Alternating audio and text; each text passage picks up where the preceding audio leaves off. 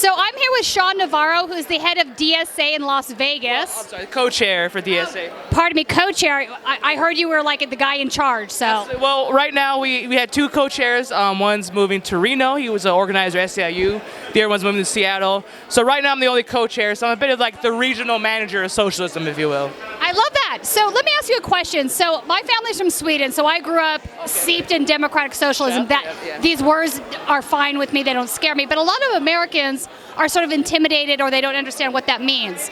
Do you have an argument that you give those folks that kind of sort of sells them on the idea of Medicare for all, having publicly funded universities, which is actually something we once had. So yeah, it seems like everyone from your angry uncle to your random friends on Facebook has an opinion on what is socialism.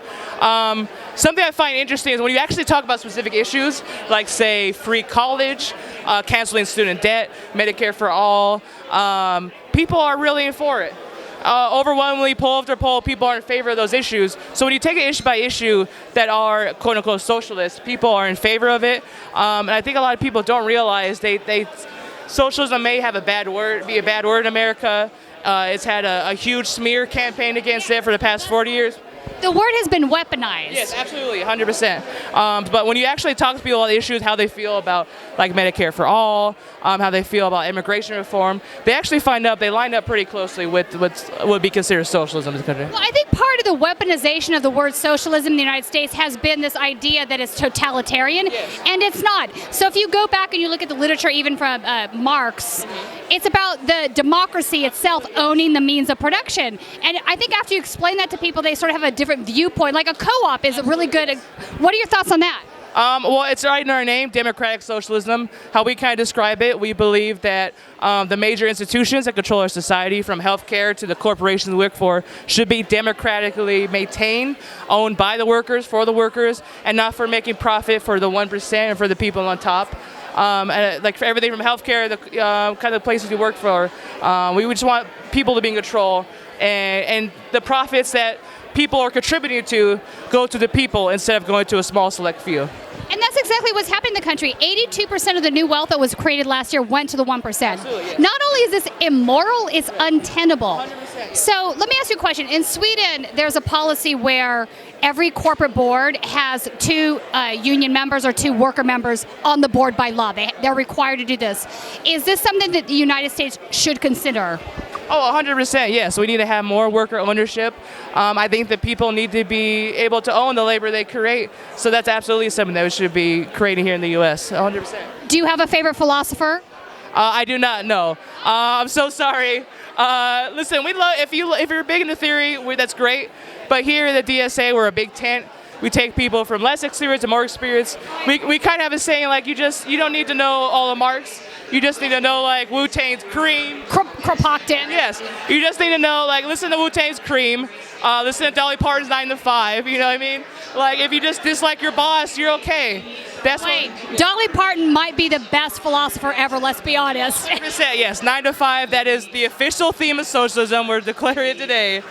Yes. So recently some polls have been coming out where 70% of Americans, whether they're Republican or Democrat, support the idea of Medicare for all if it's framed properly. I think that's a good sign. 100%, yeah. I think Medicare for all is going to be a big kind of opening people up to like what could be called socialism. I think for so long we just haven't seen effective government policy. Like a good example I like to use is the Obama had a policy where you could turn in your old car. I think it was called Cash for Clunkers, and it was so successful that they saw over demand.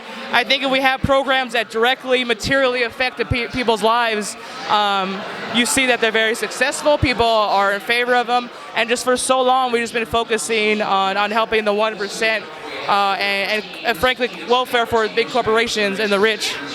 It's corporate welfare. Look, that is the 1% has been extracting wealth from everybody else for decades now. Decades. So now, has DSA in Las Vegas been doing canvassing work for Bernie Sanders? Yes.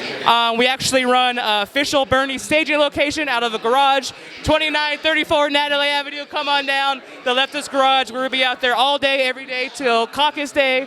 Yeah, we've been canvassing. We've been doing caucus trainings. Come on down. Anytime before caucus day, we'll get you out there knocking doors for T.O. Bernie. So T.O. Bernie's my guy. So do you think Bernie's going to win on Saturday? I don't want to, especially after 2016, I don't want to jinx, knock on wood, but I think he is, yes. We built a... Oh, go ahead. Well, let me ask you another question. Are you prepared for some crazy shenanigans on Saturday night? Do you think that there's going to be any sort of, like, last time we saw, look, voter suppression can take many forms, right? And some of the more subtler forms that the DNC engages in is some of the worst kind. So I'm worried about that. Are you? I'm a little concerned, but I think, it's kind of a double-edged sword because I think there's a lot of turnout. So that's why you're kind of seeing some issues. So, and I think with a lot of turnout, that's not only great for Bernie, but great for democracy in general. I know some of the organizers behind the Nevada Dems. They're very dedicated. They believe in what they're doing. So I think it's going to be a big task, but I think it's going to go well. I do think voter suppression is a very real thing that we have to look out for, but I think it's going to go well on Saturday, and I think Bernie ultimately is going to win it.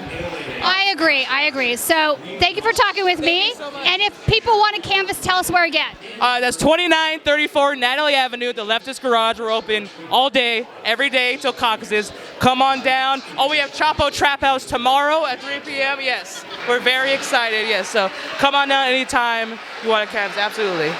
Thanks for talking with us. Thank you so much. It's so great. Thank you so much. It's wonderful. Thank